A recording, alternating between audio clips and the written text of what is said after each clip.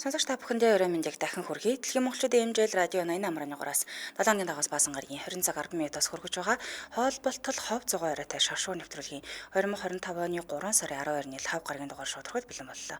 Студид хөтлөгч Чанцаа амын найруулагчаар ундраханд ажиллаж байна. За нэвтрүүлгийн хамтраалагчаар Намин Даатгал таны амар тайван аяллаа баталгаа мөн элэг хамгаалах бэлтгэл биживэд хамтран ажиллаж байна. Бэл зуунаад дүүчин мэндийг хүргэе. За бүгд нь үчи мэндийг хүргэе манайхан хоо бацахта бэлнэ үү? Билээ. За өнөөдөр танилцуулах алдартай тавчхан дүртэй ам ихч мөн өнөөдөр эхэлж байна. За өнөөдөр Солонгосын алдарт дуучин Хисоны тухай танилцуулахаар бэлдсэн. За жүжигчин Ким Сайруны мэдээлэл нэлээд сенсац тарж байгаа. Үүнтэй бас адилхан энэ дуучин залуу нас урсан. Харин тийм. За тэгээ энэ мэдээлэл бас өчигдөр нэлээд яригдсан. Тэгээ өчигдөр танилцуулах гэсэн боловч Ким Сайрун жүжигчний мэдээллийг төрүүлээд танилцуулсан. Тэгэхээр өнөөдөр энэ Хисон гэдэг жүжигчний хувийн амьдрал болон хүлээхэн тухай ярихаар бэлтлээ. Залуухан л хүн шиг байх юм бас юу болчих вэ? 43 таа тал төгсөн байна. За тэгэхээр энэ талаар дэлгэрэнгүй мэдхийн тийм ээ. За би шууд жүжигчний танилцуулаа бэлтжээ. Өнөөдөр болохоор Джейми Фокс буюу Эрик Марлон Бишопыг танилцуулахаар бэлтлээ. Тэгээд ер нь бол бүгд танин дөө. За нөгөө хүн хаалц дээр бас тоглодог, цүрэг талд тоглодог мөнгөд ярьстай жүжигч юм аа. За 1967 оны 12 дугаар сарын 13-нд төрсөн. Одоо 57 настай. За мэргэжлийн нэр нь болохоор Джейми Фокс гэж явдаг юм билэ. Америкийн нийтмийн киноны жүжигчин, дээрээс нь дуучин. Би дуучин гэдгийг нь бол огт мэддэггүй байсан. Тэгээд мэддэг болсон. Би бол дуулахаар мэддэм байна. Тийм ээ. Дуулдаг кино. Тийм, дууг нь сонсчихсан санагдаж байна. За 2004 онд Рэй кинонд домогт дуучин Рэй Чарльзын дүрийг бүтээгээд Оскарын шилдэг эрэгтэй жүжигчний шагналыг бол хүртэжсэн гэдгээр илүү мэдэх байх тийм ээ. За тэгээд мөн 2004 онд Том Крузийн хамт кино тоглоод Оскарын шилдэг туслах дүрийн шагналд нэр дэвсэжсэн. За Дижонгог чөлөөлөхөн гэдэг кинонд болохоор Квентин Тарантиногийн кинонд тоглолт дүр бас бүтээсэн байдаг. За гих мэдчлэн Spider-Man дэр ч гэсэн тоглосон алдартай кино болцсон дөө. За 2005 онд гаргасан цомгоороо Billboard 200 чартыг тэргүүлж ирсэн. За давхар алтаар баталгаажсан одоо борлуулалт амжилттай болсон дуучин болсон ба. Kanye West, за Drake, Chris Brown зэрэг уран бүтээлчтэй хамтарч ирсэн байгаа юм л да. За тэгээ Blame It гэдэг дуугаараа Grammy шагналыг бас хүртсэн байт юм билээ. За хошин урлагийн буюу Инэдмийн жүжигчин гэдээ би яриад байсан шүү дээ. In Living Color гэдэг хошин цувралаараа олон төлөв танигдсан байдаг. За өөрийн нэртэй The Jamie Foxx Show 1996-аас 2001 оны хооронд хийсэн билээ. Ийм тустай өөрийн телевизийн шоутай байснаар хүмүүс бол илүү сайн мэддэг гэсэн. За амьдралаас нь дурдвал Техас мужийн Тэрл хотод төрсөн. За аав ээж нь болохоор Луис Ани Тали Диксон гэж аан болон Даррел Бишоп нар байсан. Гэхдээ түүнийг төрснийхэн дараахан удааг байхад нь аав ээж хоёрын салаад ер нь бол одоо хүүхдээ өсөхгүй анхаарал хандуулдаг байсан гэх юм уу. Тийм байсан учраас ээжийг нь өсгсөн аав ээж нь болох одоо эмээ өвгөн гэсэн үг л дээ. Марк Тали болон Эстеп Мари Тали нар өргөж авсан байт юм билээ. Тэгэхээр эмээ өвд нь өргүүлсэн гэсэн. За ингээд тэд Техас мужийн Тэрл хотод Джейми Фоксыг өсгөж хүмүүжүүлсэн байдаг. Ер нь бол амьдралдаа хамгийн том нөлөө үзүүлсэн хүмүүсээ гэж байнгын дурсаж ярьд юм билээ. За эмээ нь болохоор Эстел Мари Тали нь болохоор Джеймиг одоо хөгжмийн боловсралтай болоход нь маш ихээр анхаардаг байсан багаас нь. Тэгээд төгөлдөр хуур болон найрал дууны урлагт сургасан хожим уран бүтээлийн замд нь чухал нөлөө үзүүлсэн юм мундаг хүн юм байлээ. За тэгээд өөрийг нь өсгөөгүй учраас төрсөн аав ээжтэйгээ бараг л харьцаагүй дээ. Нэг тийм ер нь холбоо байхгүй гэж ярьдаг юм байлээ. За тэгээд эмээ нь болохоор айгу хэцүү орчинд өсгсөн буюу нөгөө зөвхөн өнгөт хайрцтай хүмүүс амьдардаг бүр харчуудын хороолол гэж нэрлэгддэг тийм хороололд өсгсөн. Тэгээ яа тэгэхээр тухайн үед чинь арьс өнгөөр ялгуурлан гадуурхалт хитрхи ирч хүчээг авсан байсан учраас хэцүүлээс юм аа. Тэгээ эмээгийн нөлөөгөөр амжилтанд хүрсэн. За миний эмээ бол хамгийн том одоо амьд явах шалтгаануудын яг энэ урлагт одоо юу гэдэг нь амжилттай явах шалтгааны нэгийг гэж олоод ярьд юм байлаа. Ингээд 5 настайгаас анх төгөлдөр хуур тоглож эхэлсэн. За тэгээ баптистийн хатуу хүмүүжлэлтэй өссөн байдаг. Ер нь бол байнга сүмд ингээд явдаг. Өсвөр наснда шин итгэл найдвар гэдэг баптист сүмдлохоор хагас цагаар төгөлдөр хуур тоглодог байсан. Дээрээс найрал дууны удирдагч бас хийдэг байсан юм билээ. За тэгээ сонирхолтой нь одоо нэг юм хошгинж нэг хүмүүсийг шоолдог тийм хошгиндох яриа нь болохоор төрөлхийн авьяас гэж шүү. 3 дугаар ангийн сурагч байхаас л ихэлсэн гинэ. Найзуудаа явуулдаг ч юм уу тий онгоо яриад ингээл хүн нээлэхтэй маш сайн хүүхдээсэн. Тэгээ энийг багш нь мэдсэн байсан учраас эргээр ашиглаад шагнал болгож ашигладаг байсан. Яагаад шагнал гэхээр за хэрвээ та нар ингээд өмөлөхгүй миний үгэнд ороод байвал за Фокс тэдэн зориулаад онгоо авч өгдөг байсан. Тэгэхээр хүүхдүүд үгэнд нь ороод тэр онгоог нь сонсохын тулд намж юм ингээд сууж идэг байсан байна шүү дээ. За ингээд тэрэл ахлах сургуульдаа сураад бүр дээд оноо авч ирсэн буюу сагсан бөмбөг хөл бөмбөгөөс тоглодог байсан юм билээ. Ерөнхий оноонд нэлээд амжилттай тоглож байсан. За Dallas Cowboys гэдэг багт тоглох одоо мөрөөдөлтэй ингэж явж исэн байна. За мөн одоо Leather and Lace нэртэй хамтлаг тухайн үед бас дуулдаг байсан юм билээ. Ингээ ахлах сургуулаа төгснөхийн дараа болохоор Америкийн нэгдсэн улсын олон улсын их сургууль хөгжмийн болон тайзны урлагийн найруулгын чиглэлээр суралцаж төгссөн байдаг. За карьер нь яаж эхэлсэн бэ гэдгсэн нөгөө юм уран зориг гэдэг юм гоё ойр дотны хүмүүс идэг штэ. Тухайн ихэнх найз бүсгүй уран бүхс юм байл та. Чи ингээд маш сайн ярьдаг штэ. Тэг олонний өмнө гаруул яадаг юм бэ? Одоо ингээд stand up хийдэг те комеди хийдэг хүмүүс зөндөөлж штэ. Чинийг оролдоод үзүүл яад юм бэ гэж аяг урам өгдөг байсан юм л да. Өөр болох нь тэрнээсээ жоохон зүрхшээгээд олон хүний өмнө за арайчсгүй баха. Ер нь ийм дэмждэг хүн амьдралд аягүй хэрэг болт шүү. Тийм шүү. Урам өгүүлдэг. Жоохон ингээд өөртөө итгэлгүй бол нэг найз ч юм ингээл чи чадна штэ гэх ингээл түлхчихдээ босоолох юм. За ингээд тэр тухайн үеийн найз бүсгүй нэлээ урам зориг өгсөн учраас найз бүсгүйгээс урам зориг авсан дараа нийтмиг клубтсэн комеди клубт очиод нээлттэй микрофоны үдшилэг гэж болдог юм аа. Хин туртаа нөгөө тайзан дээр гараал ингээл ярьдаг штэ. Энд дээрээсээ одоо комеди хийдэг болсон юм билээ. За ингээд 91 он болохоор Амьд өн киноны жүжигчдийн бүрэлдэхүүнд багтаж орсон. За дараад нь Rocky нийтмийн драмын ситкомд дахин тогсны дараа болохоор Fox 1996-аас 2001 онд болохоор өөрийнхөө нөгөө Jamie Foxx шоуга гаргаж хийж эхэлсэн байдаг. За 92 онд болохоор тоглоом нийтмийн уран сайхны кинонд дебют хийгээд гарч ирсэн байдаг. За дараа нь болохоор 2001 онд Fox Michael Mann-ы Ali гэдэг намтарт кинонд болохоор Will Smith-ийн эсрэг хамтдаа тогсноор ер нь бол олонний хараанд өртөж эхэлсэн маа.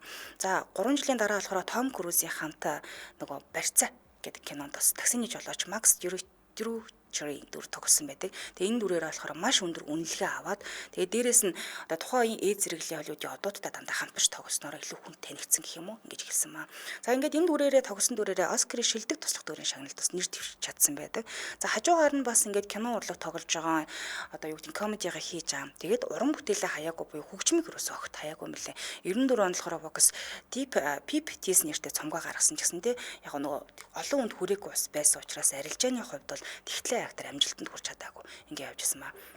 За дараад нь 2003 оноос бол хөгжмөн тал дээр нэлийн одоо амжилт олж ирсэн яасан гэдгсэн чинь рэпер Twist-тэй хамт одоо Slow Jams дунд Kanye West-тэй хамтраад гаргасан дуу хийсэн юм билээ. Энэ дээр нь болохоор Америкийн нэгдсэн улсын дунд Billboard Hot 100 single chart-ийн 1-р байранд шууд ороод ирсэн. Тэгээ UK Singles Chart-ийн 3-р байранд орчихсон маа.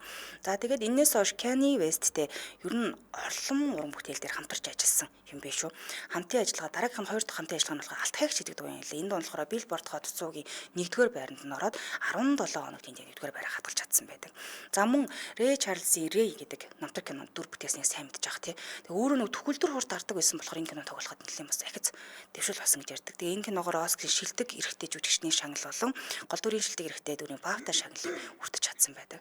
За тэгээд араас нь Ал Пачино нарын хамт болохоор өөр нэг кинонд Барьцаа болон Рэй гэсэн 2 кинонд юу яасан юм бэ? Одоо 1 жилийн дотор 2 кино тоглоод 2 киногаараа одоо Оскарт нэр дэвссэн түүхэндээ 3 дахь хэрэгтэй хүн гинэ. Тийм тохиолдол маш цөөхөн байт юм байна. За 2005 онд болохоор Fox-ийн кино урлаг шинжлэх ухааны агентанд одоо элсийг ураад элсэн байдаг юм байна. За 2005 оны 12 сард болохоор урьдчилан хамгаалах боломжгүй нэртэй 2 дахь студийн цомгоо гаргасан. Энэ цомог нь одоо борлуулалтаар 2 дугаар байранд ороод эхний 7 хоногт 598 мянган хувь борлогдсон. За тэгээд дараагийн 7 хоногт бол 1-р байранд ороод нэмэгдээд ирсэн буюу за борлуулалт нь одоо маш сайн явагдаж ирсэн байт юм байна. Одоогийн байдлаар энэ цомог ч гэсэн маш амжилттай цомгуудын нэг гэж явдаг. Тэгээ нөгөө цагаан алдар давхар баталгаа хийсэн юм цомог юм байлээ. За энэ цомог Америкт ч гэлтгүүгээр их Британийн цомгийн жагсаалтанд юуст бичигдэж орж ирсэн гэхээр хэр чансаатай цомог вэ гэдэг нь харагдах бах тий. Цяндрал шиг танилцуулаад үргэлжлүүлээ. Нэвтрүүлгийн хамтраалагчаар Номин Датгал таны ямар тавин аяллаа баталгаа бариад хамтран ажиллаж байна. Тэгэхээр Номин Датгал компани 2001 оноос хойш даатгалын салбарт 24 жилийн турш тасралтгүй үйл ажиллагаа явуулж байгаа. За дээрээс нь 28 салбар 9 санхүүгийн үйлчлэгийн төв 200 гаруй төлөөлөгч бүхий өргөн сүлжээгээр дамжуулан байгууллага болон иргэдэд сайн дурын албан журмын бүх төрлийн даатгалын бүтээгдэхүүн үйлчлэгийг хүргэж байгаа гэнэ.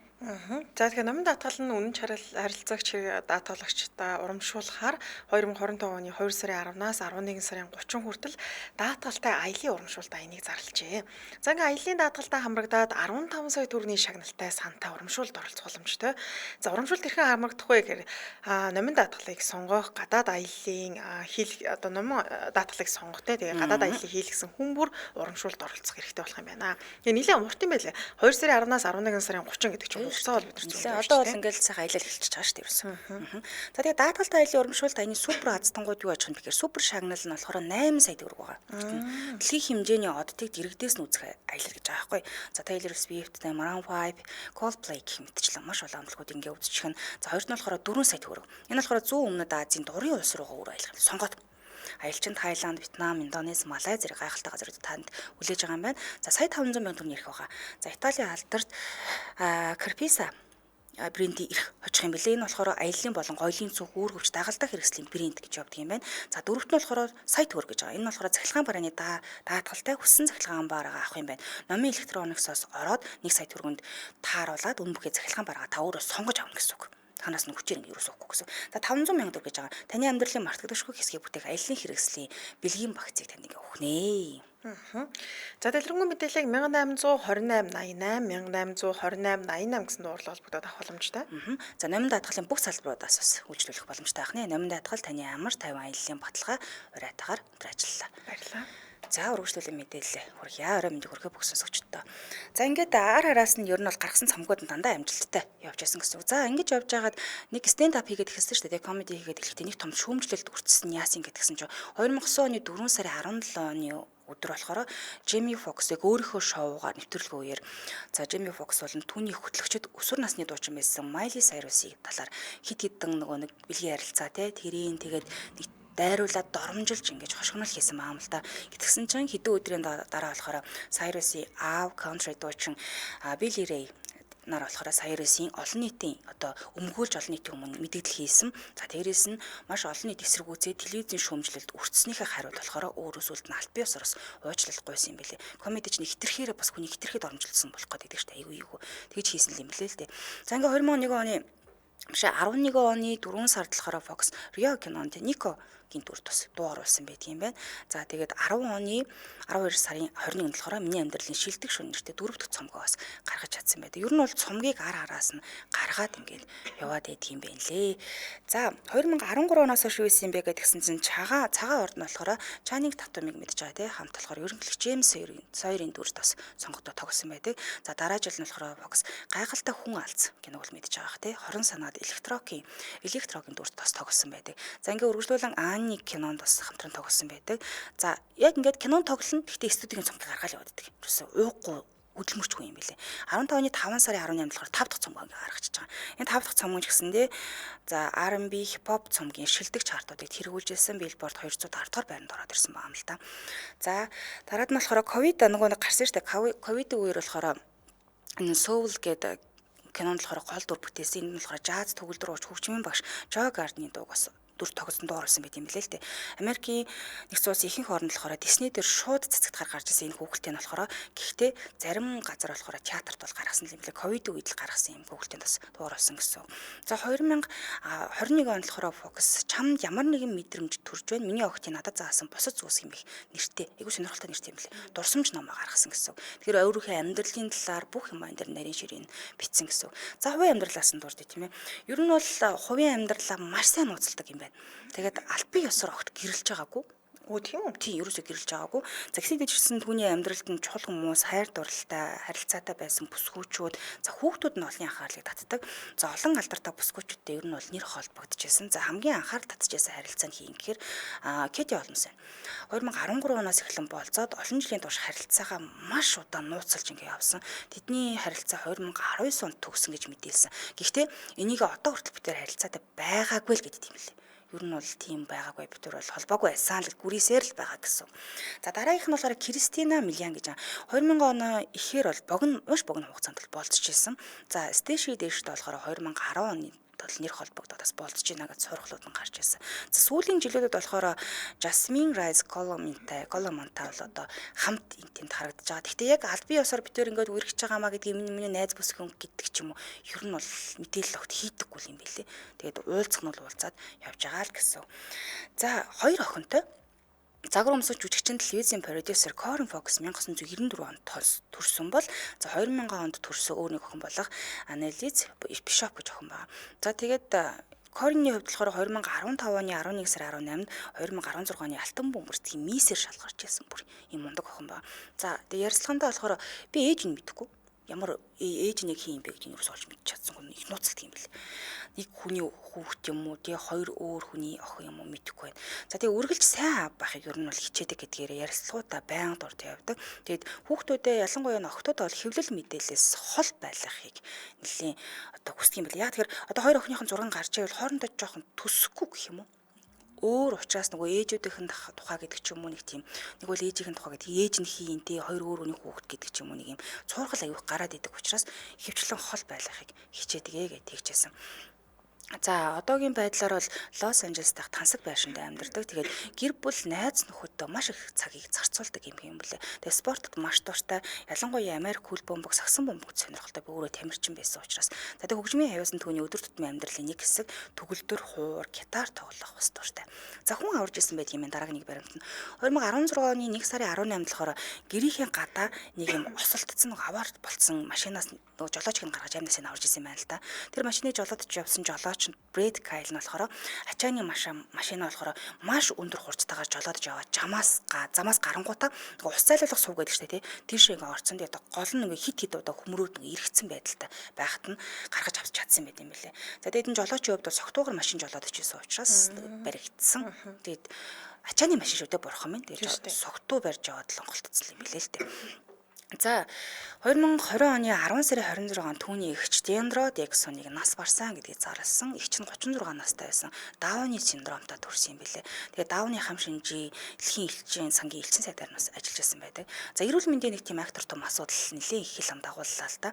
Энэ дээрээс аль биесний тайлбар хийхгүй байж сүүлд нь хийсэн билээ. Яасан гэдгсэн 2023 оны 4 сард Jimmy Fox ноцтой эрүүл мэндийн асуудалтай босон гэж охин нь мэдгэцэн. За тэгсэн чинь олон хүн таамаг төвшүүлээд байсан л да. Яг ямар эрүүл мэндийн шалтгаан юу гэсэн ч хэлэхгүй байгаад байсан. Таамаглажсэн болохоор тархины цус харуулт эсвэл зүрхний өвчин байж магадгүй юм да гэд таамаглажсэн. Тэгтээ ерөөсө тодорхой мэдээлэл гарахгүй явж байсан. За тэгсэн чинь түүнийг болохоор тархины цус харуулт тархины гэмтлийн чиглэлээр мэргэсэн Чикаго дахь би одоо сэргэн засах эмнэлэгт эмчлүүлсэн гэд мэдээлжсэн. Ингээд 7 сарын 22-нд болохоор Fox эрүүл мэндийн талаар видео бичлэг хийгээд амьдралд буцаж ирлээ би одоо зүгээр болсон гэж өөрөө мэдгдсэн маа. За ингээд 2023 оны 12 сарын 3-нд эмнэлэгт хэвтснээс хойш анх удаа олонний өмнө гарч ирсэн. Шанглаа авсан байт юм билээ. За хэлэхдээ эхэндээ алхаж чадахгүй байсан буюу хүлэн ингээд саадсан юм билээ. Ерөөс бос зогсож чадгаа байсан. Гэтэ юунаас болоод эмнэлэгт хэвтсэн талаараа бол огт яриаггүй. Тэгэд яаж идэрч байгаа вэ гэдгээл яриад байсан. Ингээ эрүүл мэндийн хувьд хүндрэлтэй байгаа тухай мдэггүй л харгал. За тэр 2024 оны 9 сарын 21-нд охиныгаа дагаад Калифорни мужийн 500 хауст гэртээ ер нь харсан буюу гэрээ асарханд ингээ орсон маа. Ингээ 24 оны 12 сарын 10-нд Netflix-ээр тусгай кино бүр гаргаж хийсэн нь болохоор Jimmy Fox юу тохиолдсон бэ гэдэг кино гаргасан юм билээ. Тэгээ энэ дээр л яг юм нөгөө оншин тодорхой болсон буюу тархины цус алдалт юм билээ. Алдалцаас болоод тархинд цус харавсан. Ингээ улмаар 2023 оны 4 сард эмнэлэгт хэвцэн гэдэг өөрөөндөөс аль биесээр хэлсэн гэсэн. Юу нь бол нуугаад байсан. Мэдгдсэн. За хууль эрх зүйн асуудал нь болохоор юу ингэ гэсэн. 2003 онд энэ нэлээд том шуугинд давсан л да. 4 сарын 26-нд Fox болон түүний эгч нөгөө нас орсон эгчтэйгээ хамт Нью Орлеанд дах Харригийн казинод баривчлагдсан. Тэгээд хамт баривчлагдсан. Тэгээд яасан гэдэг цагдаа нартаа зодтолсон, эсэргүүцсэн хамгаалтын ажилтнуудтай ер нь бол нэлийн том маргаа үүсгэсэн маа л да. Яасан гэхээр ажилчдын хийснээр орохдоо нөгөө өмнөлөх үзүүлжил орд юм байна. Одоо юу гэдэг зөвшөөрөл гэдэг ч юм уу. Казиноор орохдоо нэг үзүүлэл юм шиг байна л да. Тэрийг үзүүлээгүй юм байна л да. Тэгээд та одоо энийг үзүүлчих гэсэн чинь шууд л харааж доромжлол та нар яхаараа намайг шалгадаг юм тэр гэл эхэлсэн баам л да. Тэгээд за тэгвэл та одоо үзүүлэхгүй юм бол энэ казиногоос гараа гэж хэлсний дараа хамгаалагч нартаа зодтолтойч ихсэн. Тэгээд хамгаалагч нар дийлэхгүй байсан учраас цагдаа нарыг нэмэлт өчөр дууцсан маа. За тэгэнгүүт цагдаа нартаа зодтолтойч ихсэн маа. Эгчтэйг нийлээд штэ. За тэгээд эгчийг нь одоо нэг гавалцсан байсан гавыг нь салгаж аваад тэр гавыг ашиглан цагдаа нар руу дайрсны дараа цагдаа нар арга барьснаа нулимс асгаруулж яадаг штэ. Хэрглэж нэрийг зогсоосон маа. Энэ үйл явдлын улмаас 2 цагдаа нэлээд хүнд шархацсан. Тэгээд хүмүүсийн амгалан тайван байдал алдагдуулсан цагдаа нартаа одоо тийм ээ сүргүүцэлсэн гэдэг байдлаасаа болоод ер нь бол юу яасан баривчлагдсан байдаг. Гэхдээ энэ хэргийг нь хэрэгсэхгүй болгоод 2 жилийн тэнсэн аргалзах ял тэгээд $150,000 торгох ялыг $150 юм биш үү. Торгох ялаар 6 сарын тэнсэн аргалзах ял авсан байт юм билээ. Сүүлд нь 2 жил байжгаад энийг 6 сар болгож бууруулсан байдаг. За нэг ахаад нэг асуудал нь юу гэдсэн чинь бэлгийн хүчирхийллийн онол гарсан. 2018 онд нэг эмэгтэй Jimmy Fox-ыг 2 онд өөрт нь бэлгийн дарамт үзүүлсэн гэж буруутгасан. 2002 онд одоо юугаа гаргасан гаргасан. 2018 онд бэлгийн дарамт үзүүлсэн гэдэг ингээд 2 онд л одоо 4 жилийн дараа гомдлоо гаргасан гэсэн үг л дээ. За тэгэнгүүт Jimmy Fox бурууга бүрэн үгүйсгсэн. Энэ одоо мэдээлэл худлаа байна гэж хэлсэн байна л да. За тэгээд Лас Вегасын цагдаа нарт энэ хэргийг мөрдсөн. Тэгээд нотлох баримт хангалтгүй байсан учраас энэ хэргийг хаацсан юм билээ. За тэгээд түүний хэвлэлийн төлөөлөгчд нь энэ хэрэг болохоор Жими Фоксийн нэр хүндэд халдахын тулд одоо албаар зохиосон гэж мэдэгдсэн байсан. За ингээд мэдэгдээд энэ хэрэг хаагдаад ингээд байж итэл 2023 он дахиад нэг хэрэг гарч ирсэн. Энэ юу ингээд гэсэн чинь 2015 онд өөрт нь бэлгийн хүчирхийл үйлцсэн гэж буруутгасан дахиад нэг эмэгтэй шүүхэд дуудсан юм л да. За мөн энэ хэргийг л үгүйсгсэн. Тэгээд одоохондоо батлагдаагүй л ингээд явж байгаа гэсэн. За ер нь бол зарим нэг томоохон үдиршлэг арга хэмжээний үеэр бол хамгаалагчтай жоохон муудалцчих гад барьцалтаж аваад идэг төрлийн хүү юм байна. За тэгээд замын хөдөлгөөний баг зэрэг зөрчил гаргаад торгуул төлж өсгөөд бол байдаг. За нэг юм л зүйл байна да. Тийм байна те. Асуудалт бол гэхдээ энэ бас хэд хэд орооцолтол авцсан төрлийн ер нь жоохон гар зүрүүлчих гээд юм байна. Тийм байна. Би эхэндээс яриг сонсч одоо ер нь жоохон дөлгөө хөндөрлөх юм болоо даа л гэж. Баярн барьцалтаж авчих гал хүчээр шийдэж гэлээдэг юм шиг шүү дээ. Тийм байна те. Ер нь жоохон согтохоор тэгдэв юм шүү те. Мэдгүй ямар ч байсан жоохон ер нь би мэднэ хамаагүй хурж мөрөхөр уурлаад шууд ингээд дайрчдаг л төрлийн хүн шиг жоохон ууртай юм уу да. Тийм байна те. За баярлалаа үргэлжлүүлэн дараагийн алдарт нь руу орцгоё. За өчигдрөөс мэдээллүүд гарч ах шүүсэн те. Хийсон гээд Солонгосын дуучин амиа хорлож юу болчихоо нас урсан байна гэсэн мэдээллүүд гарч ирсэн. Тэгэхээр өнөөдөр энэ дуучны хувийн амьдрал болон нас урсан тухайн бас мэдээллийг бэлтгэсэн байна. 1982 оны 2 сард төрсэн дуучин ая зохиогч продюсер залуу. За эхний баримт нь ядуу айлын хүү байсан. За айлаас хоёулаа тэгээд айлын том за доороо нэг эрэгтэй дүүтэй нэг насаар л дүү юм билээ дүү. За тэгээ бага хахад гэр бүл нь тун ядуу тарчиг амьдралтай байж л дээ. Тэгээд бүгд одоо эргэн тойрныхан бүх хүмүүс гар утастай байхад дуучин залуу ганцаараа одоо BB гэдэг нэг байдаг ч тийм пэйжер гэдэг үл үү тийм. Нөгөө яаралтай гэрээс нь дуудлага ирвэл тэнд нь тохио ирдэг. Тэгээд уцсуулж ярих хэвээр. Тийм яг тийм л юмыг зээлж хэрэгэлдэг гэсэн. Ерөөсөө тийм утас мут заах мөнгө төр байдгүй. Эцэгийнхээ санхүүгийн байдлыг өөрөө маш сайн ойлгодог гэсэн учраас хөгжмийн дугууланд явах сургалтын төлбөр нь 130 мянган вон байсан. Тэд 130 мянган воныг аав ээжтэй хэлэх гэж нилээн босны эцэст ярьж исэн, хойлж исэн тухайгаас цүлд дурсан ярьсан байдаг. За мөн 2009 онд өгсөн ярилцлагада намайг дуучин болгоод ядуу амьдрал минь надад маш их нөлөөлсөн. Би ядуу амьдралдаа тэгээ гадаад дүр төрхөндөө дуулах чадвартай гэл ер нь өөрийгөө маш муу тэгээ ер нь их доожоогүй нөхөр гэж тийм мэдрэмжийг байнга авдаг байсан. Тэгээ ялангуяа бага бахта хит ядуугаасаа болоод гэр бүлийнх нь ингээд байнга тийм хэцүү байдалд орж байгааг харах өөрт нь маш хэцүү байдаг. Тэгээд дээрэс нь тийм байдалд байгаа гэр бүлийнхэндээ тусалж чадахгүй байх тэр мэдрэмж өөрт нь хэцүү байж л тэ. Тэгээд сэтгэл утрал бол их байсан. Тэгээд өөхөх талаар ч гэсэн нэлээ олон удаа бодож байсан байв. Залуу наснда олон удаа амиа хорлох орлогыг хийжсэн юм байна. За та амиа хорлох гэсэн олон бодлыг давж гарсны дараа үргэлж гэр бүлийнх нь өөрт нь бодогдоо. Тэгээ гэр бүлийнхнийхээ өмнө буруутай юм шиг мэдрэмж өөрт нь төрдөөд уйлдаг гэсэн гинэ. За тэгээ дуучин залуу гэр бүлийнхэндээ маш их хайртай. Тэгээд үргэлж тэднийг хайрлаж явдаг талаараа энэ тэнд нэвтрүүлэгч юм ярьслага өгтөө байнга дурдж ярьдаг байсан гинэ. За дараагийн баримт нь маш хичээнгүй нэгэн байсан.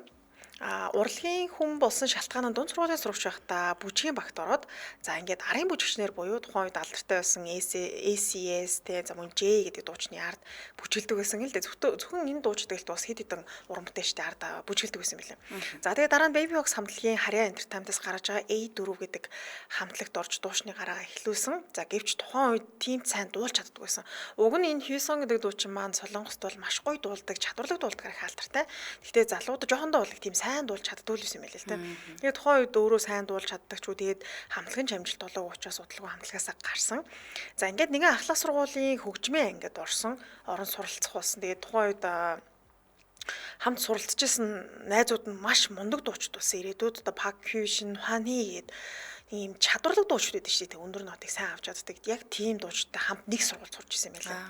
Нэг хөгжмийн анги суралцсан гэсэн. Тэгээд тухайд хамт суралцж байгаа хөгжмийн ангийн сурагчид өөрөөс нь бүр хэд дахин илүү авиаслаг чадвартай байгаа гэдгийг ингээд өөрөө мэдээд өөрөө аяг хичдэг гэсэн. Би одоо тийм ямар жуул юм бэ? Би яагаад ийм чадваргүй юм бэ гэд өөрийгөө ер нь их тийм хэвлэлдэг тийм төлөв юм л тийм. За ингээд дуулах бэлтгэл хийж эхэлсэн. Тэгсэн юу хаана хийдэг гэсэн бэхээр ууланд хийдэг гэсэн гинэ. Тэгээ уулан дээр гараад нэлээ олон цагаар ингээ орилчдаг гэсэн. Дуулаад гэтээ хитэн цаг гэлээ бараг 6-7 цаг дуулчдаг гэсэн мэлээ. За тэгсэн хэд хоногийн дараа цагдаад дуудлага гарсан. Гэхдээ нэг галзуу хүн ингээ уулан дээр орилоод байна. Ямар учиртай болоо гэж. Би нэг хоолоо бүр ярьж болохгүй болох. За зэсчих. За Монголд ирээд энэ сумнаг дуулаад байсан санагдах юм аа. Сэтгэлээ хатгүй хүмүүсэд юм бахтаал гэж. Яагаад ингээ амаа орлоод байна л гэж. За тэгээд уулан дээр гарангуут ч цагдаад мэдэгдсэн учраас уулан дээрээ дуулах боломжгүй болсон. За ингээд газраа өөрчилсөн. 6 сарын турш нөө бохир усны хоолой ариутгах юм татваргын байгууламжгүй нэлээ амар би юм ихэн үнэртэй газар гэнэ л дээ. Цэвэрлэх Цэвэрлэх байгууламж тий одоо цэвэрлэх байгууламж л гэсэн үг тий. Тийм газар очиод дуулдаг болсон. Тэгээд өдөрт бол ерөөсөө 8 цагийн бэлтгэл хийдэг. Тэгэхээр 6 сарын турш өдөр болгон 8 цаг дуулдаг байсан. За ингээд нэлээ хичээсний эцэст 2002 онд дуучны гараараа эхлүүлэхэд маш чадварлаг дуулдаг болж чадсан байсан гэж байна. За тэгээ дээрэс нь дууны дасгалжуулагчаар бас ажиллаж байсан юм лээ. Дууны нэ дуучны дасгалжуулагчаар одоо тий шинээр уран бүтээлч одоо гарч ирж байгаа тий одоо entertainment тариалагдаад дуучид байлаа гэхэд шинэ гарч ирж байгаа уран бүтээлчид хэрхэн дуулах талаар заадаг байсан. Жишээлбэл Big Bang хамтлагийнхан зааж ирсэн юм байна. Beast гэж хамтлаг байдаг. За 2AM, Girls' Generation хамтлагийн Sunny, за Shiny хамтлагийн Jonghyun, Ki гэх мэтчлэн ер нь маш одоо алдартай уран бүтээлчлээд дуулах чадварыг нь бас суулгаж өгсөн, зааж өгсөн юм хүн байх нэ. За дараагийн баримт нь хүнд хэлбэрийн сэтгэл готралтай байсан гэж байна. За өнгөрч 2018 онд түүний хайртай аав гэнт нас барснаар дуучин залуу шоконд ороод хүнд төрлийн сэтгэл готролд орсон. За сэтгэл готрол нь гэхдээ дуучнаар ажиллаж эхэлсэн үеэс нь буюу бүр бага хаас нь байсан гэнэ. Тэгээд дуучнаар ажиллаж эхлэх үедээ бүр камер руу харж чаддаг байсан. Сэтгэлийн готролтой учраас ингээд хүмүүстэй харьцах юм уу тэр талаар жоох хэцүү. За ингээ 2005 онд бүр архаг хэлбэрийн сэтгэл готролтой болон тодорхой болсон. Тэгээд тухайд хийсэн шинжилгээ байгаа. Бид л бас нэг тест өгөөсөн шүү дээ. Тэрэг тэрнтэй адилхан бүр юм нарийн шинжилгээ өгдөг юм л дээ. Тэгээд тэр нарийн шинжилгээг өгсөн чинь энгийн хүнтэй харьцуулахад 24 дахин их сэтгэл готролд орсон байсан. Хүнд байсан гэсэн үг. За дээр нь архаг хэлбэрийн хамарны юм өрөвсөлтэй байсан гэлээ. Тэгээд үүнээсээ болоод нойр гудалтай, дээрээс нь чадахгүй. Тийм. Одоо өрөвслөөсөө болоод сайн унтаж чадахгүй байсан юм байна. Сэтгэл готрол нь бас дээрээс нэмэгдээд. Ер нь эрүүл мэндийн талаар их асуудалтай. За ингээ 2023 оны хүртэл сэтгэл готрол нь тун хүнд хэлбэртэй байсан буюу хөх талаар маш олон удаа бодож ирсэн тухай ярьж ирсэн юм байна. За тэгээ сая дурддагдсан өвчнийхөө улмаас үргэлж нойрны юм сэтгэл готролын юм ууж явдаг байсан. За ингээ 2007 онд 2007 оны үед энэ байдал нь хүндрээд нэг өдөр амиа хорлохоо шийдсэн юм байна. Тэгээд өөрийнхөө хэрэгэлдэг нөгөө нойрны им сэтгэл зүйн тэр эмнүүдээ бүгднгийн уугаад унтсан чинь өглөө бол ингээд амьд сэрэмс ирсэн. Тэгээд им хит хэрэглэсний улмаас дотор нь мухаар хий зүйл харах юм сөрөг нөлөө илэрсэн. Гэхдээ тухайн өдөр тайзан дээр гараад дууд болох хэрэгтэй байсан учраас тайзан дээр гарч дууд уусан. За тэгээд аз болж 2009 онд оноос эхлээд ер нь бол энэ сэтгэл зүйн байдал нь бага зэрэг дээрдсэн. Гэтэ юу юм байна л да. Алга болох бол биш. Зүгээр л бага зэрэг дээрдээ. Тэгэл тогтворцсон юм байна. Дээрдэл ийм л байдалтай байсан юм байлээ. Заавлаа өргөжлүүлэн нэвтрүүлгийн хамтраашаа танилцуулаад. За элэг хамгаалах бэлтгэл бие зүйтэй танилцуулъя. За тэгэхээр элэг нь дунджаар 1500 г жинтэй хүний биеийн хамгийн том эрхтэн гэж авдаг. За элэг нь бие махбодын шаардлагатай дулааны 3/1-ийг нь гаргана. За бүх цусны эргэлт, өөх цусны молекул бусад солилцоог явуулдаг байна. За 24 цагт 2000 литр цус дамжин өнгөрдөг. Тэгэхээр мөн элэгний хамгийн чухал 3 үүрэг нь цусны шүүрэл, хоол боловсруулахад тусалдан, за цусантай хорт бодисыг цэвэрлэдэг, шаардлагатай глюкозыг эрчим хүч болгон хадгалах үүрэгтэй байдаг байна. За тэгвэл элэг гэмтэхэд ямар зовир илэрдэг вэ гэхээр шалтгаангүй ядарч сүлдэн ачаалал даахаа болон цохиулаагүй хэрнээ бие дээр хөхрөлт үүссэн байдаг.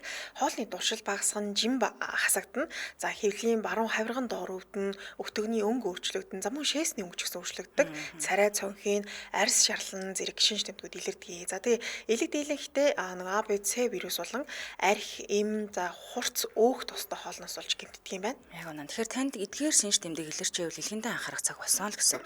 За тэгвэл танд ургамлын найрлагатай элэг хамгаалах бэлтгэл бие зүйтэй танилцуулъя. Элэг хамгаалах ургамлын найрлагатай за биеийг хоргоожуулан цэвэршүүлэн элэг хамгаалах зорилгоор хэрэглэн за дээрэс нь шарт талд загтнаа чоноо өрөөс хэрэглэх тохиромжтой байдаг. Монсын одоо бүх салбар болон бүх химийн сангуудаар байгаа юм байна. Бие зүйт гэж хэлээд авах болно. За Монсын авлах утасны дугаар 181883 181883 гэсэн дугаар л олбогдорой. За тэгээд ийм учраас та бүхэн заавал имийн заавартай танилцаарай. Элэг хамгаалах бэлтгэл бие зүйт хамтран ажиллаа. Баярлалаа. За дараагийн баримт нь маш сүрхий шар мэдээнд нэр нь дурддагчсэн гинэ. 2007 онд IB гэдэг дуучин бүсгүй найз залуу нь өөрийг нь энэ найз бүсгүй хуурж исэн. Өөр эртээ ингээд явуулдаад намайг хуурсан гэсэн нэг юм мэдээлэл хийгээд за тэгээ дуучин бүсгүй бичлэгийг нийтэд дэлгэнэ гэж сүрдүүлсэн гинэ. За тэгээ үүнтэй холбоотойгоор дуучин IB яг хинтээ янаг амргийн холбоотой болсон юм болоо. Нүүд нь алдартан гэдэг байхгүй юу? Алдартан залуу гэдэг. Тэгэхээр хин юм болоо гэдэг ухаж төнхөөд За ингээ гараад ирсэн чинь өнөөдөр та бүхэн танилцуулаад байгаа дуучин Хийсон болж таарсан. За тэгээд тухайн үед бүгд дуучин бүсгүй болон энэ Хийсон нарыг хараад зүгчсэн л өө яагаад ингэж те замгийн харилцаатай болсон гэдэг. Гэвч дараа нь хэд хэдэн нэмэлт мэдээлэл гарч ирсэн. За дуучин бүсгүй найз залуугаас салмаар байгааг хэлсэн боловч найз нь хүлээж аваагүй. За тэгээд бидний харилцаа ингээ муудсан байх үед дуучин Хийсон гэдэг өнөөдөр танилцуулж байгаа залуу надад сэтгэлээ хэлчихсэн. Тэгээд би сэтгэлийг хүлээж аваад өргөсөн гэсэн иймэрхүү мэдээлэл хийсэн байлээ. Гэхдээ ингээ аль биесны мэдээлэл шин дээр яг нэг юм тодорхой зүйл байхгүй. Яг тийм юм гэсэн юм байх. Тэгээ экс найз залуугийн мэдээлэлд дийлэх хүмүүс итгэсэн. Тэгээд шууд энэ Хийсон гэдэг дуучин залуу үйлрүүсэн нууц амраг юм биш дээ гэсэн байдлаар хүлээж авсан гэсэн. Уул нь салцсан үед нь юм биш. Тийм тэгээд энэ гэхдээ тэр нь бол бас яг мөн гэж хэлээд хэцүү. Тэгээд энэ IB гэдэг дуучин бол тэгжлээлээд байгаа юм. Ер нь хоёр залуугийн толгойг эргүүлсэн юм шүү дээ. Тэгээ өөрөө баг санаатаагаар те хоёр залуутай ингээд зэрэг уулзсан. Тэгээ энэ Хийсон гэдэг дуучин залуу маань өөр хүнтэй үргэлдэг байсныг нь ч мдээгүй эргэцэн гэсэн нэг тиймэрхүүл яриа байгаад лээ. Тэгээ ингээд нэлээд олон их сурвалжуудыг харсан чинь баг зэрэг өөр байдлаар бичигдсэн байлаа. Тэгэхээр бүр юм нарийн мэдээлэл хийж байгаагүй юм шиг. Гэхдээ эн чинь бас нэлээд дээр үед болсон явдал байгаа шүү дээ. Тийм ээ. За дараагийн баримт нь мансууруулах бодистой холбоотой хэрэгт холбогдсон. 2013 онд цэргийн алба хааж авах үедээ хар тамхины хэрэгт холбогдсон. Дуучин залуу маань эмчилгээний зорилгоор хэрэглэгдсэн удалгүй батлагдсан. Тэгээд гин буруу тодорхой болсон байдаг. За энэ үед дуучин залуугийн найз болох энэ Эйми гэд нэвтрүүлэгч бүсгүй юм байна. За энэ нэвтрүүлэгч бүсгүй хар тамхины хэрэгт холбогдоод за энэ эмэгтэй тохиолдол болохоор нэг гин буруутай нотлогдоод за тэгээ нөө шорон борон цуугаалал нилээ юм маргаан болоо сүултээ хид хідэн удаа дахин хар тамхи хэрэглэсэн баригдаад тэгээ солонгосын одоо давхар иргэншилтэй байсан байлаа. Америкийн нэгдсэн улсын иргэншилтэй байсан баха. Тэгээд иргэншлээ хүртэл асуулаад хөөгдсөн юм байлаа солонгосын газар нутгаас. Дуучин залуугийн найз нь гэсэн үг ч тийм. За тэгээ дуучин залуу 2020 онд мансууруулах бодис хэрэгэлсэн хэрэгээр цагдаад дахин шалгагдаж эхэлсэн. Тэгээ 20 оны 3 сард Сөүл Сумпа дүүрэгт байрлах нэгэн барилгын ариун цэврийн өрөөнөөс нойрсуулах төрлийн мансууруулах холцтой юм эмнэлгийн л дээ. Гэхдээ энэ бол нойрсуулах төрлийн юм байна. За тэгээ нойрны байнгын бодис учраас тийм. За тэгээ энэ эмийг хэрэглээд гэхдээ энэ хууль бус солонгостой. За тэгээ энэ эмийг хэрэглээд ухаан алдсан байдалтай олдсон. Тэгээд уг эмийг хууль бусаар хэрэглэсэн тодорхой болоод 21 он шүүхээс 1 жилийн хорхол 2 жилийн тэнцэн аргалзах хайлыг санаачсан юм байна. За ингээд үүний дараа найз нь нуруу руу нутгалсан хэрэг гарсан. Гэхдээ энэ зүүрлэж хэлж байгаа шүү бодит дурш. 2019 оны 4 сард дуучин залуугийн найз буюу сая хэлээд байгаа шүү дээ. Энэ Эйми гээд нэвтрүүлэгч эмэгтэй хар тамхинд холбогдсон юм чинь ойролцоо үед гэмтэрт холбогдчиход байсан шүү дээ. Тэгээ дуучин залуу болохоор гин буруугүй гэж хэлсэн бол дараа нь дахиад хэрэглээд тийм гин буруутай болсон. За тэгээ энэ Эйми гэдэг эмэгтэй найз нь өөрийн сошиал хаягтаа надтай хамт үргэлж мансууруулах бодис хэрэгэлдэг байсан нэгэн алдартай найз маань 2013 онд анх мансууруулах бодистой холбоотой хэрэгт холбогдоход өөрийг нь илчлэхвэ гэж айгаад за нэг эрэгтэй танилтаа Эймигийн тухайд нэмэх төрлийн олох хэрэгтэй байна. Чи тэ зураг хүргийн ч юм уу те одоо бичлэг ч юм уу те олцоо тэгээд амийн хамаар байна гэж ингэж гуйсгнэ. За тэгээ энэ талаар ерөөдөө энэ нэвтрүүлэгч эмэгтэй пост оруулаад за тэгээ пост оруулсны дараа одоо хүнийг хайшт те хин хамт мансууруулах бодис хэрглэж ийсэн хин амийг хаах гад ийсэн хин нэмэгтэй нэмэх бичлэгийг олох гоод ийсэн те за ингээд хүмүүс Хийсон дуучныг гэж утсан. Яа тэгэхээр энэ Эйми гэдэг нэвтрүүлэгч баян хэлдэг байсан үг нь миний soulmate гэж хэлдэг байсан гинэ. Чи бол миний зүрхний анд гэж баян гардаг байсан. Тэгээд энэ постн дээрээ ч гэсэндээ бараг миний soulmate шиг хүн байсан гэж байгаа. Тийм. Тэгээ хэлчингүүд тэгвэл угаасаа баян л тэгж ярьж явдаг байсан юм чинь дуучин Хийсон юм байна гэж хүмүүс шууд хүлээгээд авцсан гэсэн.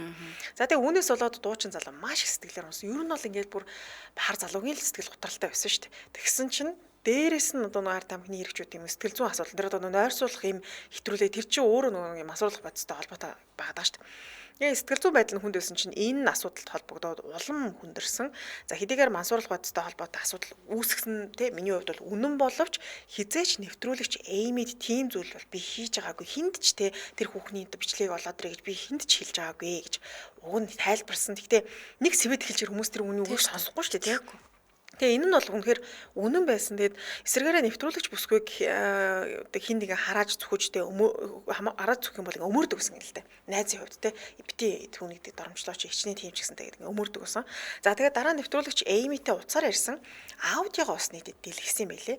За тэрэн дээр юу гэж ярьсан бэ гэхээр дуучин залуу би тэгж ярьжсэн удаа надад юус байхгүй штэ. Би одоо яах юм бэ? Би яаж амьдрах юм бэ? Надад яагаад ингэж хандж байгаа юм бэ чи гэж асуусан. За тэгсэн нэвтрүүлэгч юм ихтэй би чамайг буруугүй гэх мэдээ дахиад гаргая. Тэгсэн чинь дуучин залуу уйлагнаад чи одоо өөрийгөө буруу зүйл хийсэн гэж хэлсэн ч одоо хин ч итгэхгүй штэ тий. Би ийм залуу биш ээ. Хьюсон гэдэг залуу тэр хэрэгт холбоотой биш ээ гэд хэлсэн чи чамд одоо хүн итгэхгүй. Тэгээ өнөөдөр миний тоглолт ингээд цуцлагдсан. Дараагийн цоглолт ч гэсэн цуцлагдчихлаа. Миний байгуулсан гэрээ нурж унж байна. Би одоо юу хийж амьдрах юм бэ? Би ядаж дуулж чадах болов гэд энийг уйлаад хэлж байгаа юм л да. YouTube-ээс хагаад үзэх юм бол үнэхээр сэтгэл өвдмөр л уйлж илээ. За тэгээ нэвтрүүлэгч эмэгтэй хэлж байгаа. Намайг өршөө гэж намайг уучлаач гэдэг. Тэгсэн чинь дуучин залуу эсрэгээрээ чи намайг өршөөх ёстой юм шүү. Би чамд буруу зүйл хийсэн юм шүү. Одоо надад хэн ч итгэхгүй штэ. Би яаж амьдрах юм бэ гэж хэлсэн байдаг. За ингээд энэ аудио нь өндөрлөдөг. За тэгээ чимээгүй амьдрахаар юу нь бол дуучин залуу шийдэж байгаа юм л да. Өөрөө ч гэсэн хэлж штэ. Би хар тамхитай одоо мансуурлах төрлийн юм бодтой эм хэрэгэлсэн нь бол үнэ. Гэхдээ би хизээч эмэгтэй хүнийгтэй тиймэрхүү байдлаар ингээд ашиглаад ч юм бичлэг болоод амын намайг тэглээ инглээ гэсэн би хэлж байгаагүй. Гэхдээ солонгосын ард нь бүгд тэгж итгээд штэ. Тий. Одоо надад хинч итгэхгүй штэ гэж хэлсэн байдаг. За тэгээд урлагаас завсарлага авч хэсэг амарч жагаад 10 жилийн найз суулгах дуучин Ханхитэй хамтраад дахин тайзан дээр гарч ирсэн. За энэ үед хоорондоо ярьсан яриа нь болсон гэд нийт дэлгэцсэн байл. Юу гэж ирсэн бэ гэхээр дуучин Хьюсон эрүүл мэндийн байдал маань бүрэн эдгрээгүй хэцүү хэвээрээ байгаа. Би хүмүүсийн сэтгэлүүдийг хайж үздэг. Тэгсэн хүмүүс намайг бас мэрсэр ингээд сургалаад санаж байгаа хүмүүс их байлээ. Тэгээд би амьдралдаа сонголт хийхээр шийдсэн. Цаашаад энэ чигээрээ ингээл гунигт автаал ингээд амьдраад ах уу эсвэл миний амьдралын хамгийн том хэсэг болох хөгжмөө өргөжлүүлэх үү гэж бодоод хөгжмөө өргөжлүүлэхээр шийдсэн. За тэгээд дээрэс нь ээж маань ганцаараа үлдсэн буюу аав тэр үед нас орсон байсан. За тиймээс би ээжтэй хүчтэй байгаараа гэж хэлэхдээ өшөг тулгуур нь болж чадах хүн байхыг хүсэж байна гэд. За ингээд ээжигээ бодоод бас буруу зүйл хийсэн ч гэсэн өөрийг нь хайрлж дэмжиж байгаа пенүүдээ бодоод буцаад урлагтаа буюу дуучнаар ажиллахаар хичээж эхэлсэн ч түрүү хэлсэн нөгөө ариун цэрүүрөнд мансууруулах бодис хэрэглэн ухаалт за дуудсан байсан шүү дээ. Тэр нь дахиад энэ хэрэг нь гарсан гэсэн. За ингээ 2023 онд нилээн жин нэмээд өөрийнхөө зураг хүргийг сошиалд оруулсан чинь сөрөслөгдөд ихэрсэн. Хүүе энэ ч удаа таргалцсан барьсан зарай зүс нь яац юм бэ? Гоо сахны хаалгаанд орсон юм уу гэж сөрөслөгдлүүд их хүчигдсэн мэлээ. За тэгээ дуучин залуу өөрийнх нь тухай бүх сэтгэлдлүүдийг олж уншдаг төрлийн юм зан аран шинтэй хүн. Тийм учраас эдгээр пост мэдээллүүдийг хараад маш их сэтгэлээр унсан. За гэтээ дараа нь жингээ баг багаар хасаж буцаад хэвийн жин дээрээ очиж бүр тоглолт хийхээр бэлдэжсэн. Харамсалтай нь 2025 оны 3 сарын 10-ны өдөр за өөрийнх нь тоглолт болохоос ерөөсө 5 хоногийн өмнө гэртээ нас урсан байдалтай болцсон. За ингээд дуучин залуу 43 наснда таалт өгсөн. За үхлийн шалтгаан өнөөдөр өглөө задлан шинжилгээ шүүх шинжилгээнийх нь дүгнэлт гарсан байлээ. Гэхдээ эхнийхээр бол тодорхойгүй гэж гарсан. Үхлийн шалтгаан тийм. Одоо бол та хамагдд ямар оролцсон юм яасан юм бэл гэдэг юм яваад байгаа шүү дээ. Тэр тодорхойгүй юм биш үү? Уг нь задлан шинжилгээ хийлгэсэн. Тэгвэл тодорхойгүй буюу дахиад нарийн шинжилгээ хийх ёстой гэсэн. Тэгэхээр дахиад нарийн одоо шинжилгээ хийсний дараа л одоо яг үхлийн шалтгаан юу байсан бэ гэдгийг тодорхой болно гэсэн. Гэхдээ гэрээс нь бол ийм зүүнний тариур юм бол депрессентер олдсон гэсэн нэг тиймэрхүү яриа бол байх юм байлээ. Гэхдээ үхлийн шалтгаан яг тодорхой болоогүй учраас би одоо энд худлаа юм зохиож ирээд суух тавь штэ тий. Тэгэхээр иймэрхүү л байдалтай байгаа юм байна. Яасан ч хэцүү юм дээ. Тэгээд ер нь л хүн хүнийг алах юм да. Сэтгэл зүгээр нь л тий. Угаасаа сэтгэл готролтой байсан. Дээрээс нь нөгөө комент уншдаг төрлийн өнгөд ч хэцүү юм да. Хэцүү. Тэгээ энэ дуучин залуу маань өөрөө юм билээ. Иргэн тойрны найз нөхөд бас жоохон одоо сайн хэлээд байгаа ш мансуурлах бодис хэрэгэлсэн тэр эмэгтэй биш үү те. Солонгосчуудын бичснээр ер нь хүн ингээд зөв хүнтэй нөхөрлөхгүй бол яа тэр хүнээсээ болоод нэр хүн ингээд шалаар нэг болчихж байгаа шүү дээ. Уг нь өөрөгийн бурууг бааддаг. Тийм тэгээ эргээд сэргэх гэсэн боловч юусоо тийм боломж нь гарахгүй байгаа гэсэн. Тэгээд одоо л яг нөө жингээ хасаад эрүүлжээд зураг хөргөө оруулаад за уг нь 3 сарын 15-ны өдөр буюу одоо ч 2 3 хоногийн дараа тоглолт хийх байсан юм билээ. Тэгээ өөрөө сошиалдаа ч гэсэн удахгүй тоглолтын дээр уулзцгаая гэдэг ингэ бичижсэн хүн гинтээ ингэ нас урцсан тус маш олон хүмүүсээс шоконд орж байгаа шүү гэн. Тэгээ Солонгост бол маш нэр хүндтэй юм алдартай дуучин байсан. Харамсалтай. Цайн түргээ нэвтрүүлгийн өндөрлөлийн студид хөтлөгч Чанцаа Амын найруулагчаар ундрах нар ажиллалаа. Нэвтрүүлгийн хамтран ажиллагчаар Номин даатгал таны амар тайван аяллаа баталгаа мөн илэг хамгаалах бэлтгэл бийж өгötэлээ. Урагшлуулан амар цаг нэвтрүүлгийн улаан сонсороо түр баяртай. Баярлалаа.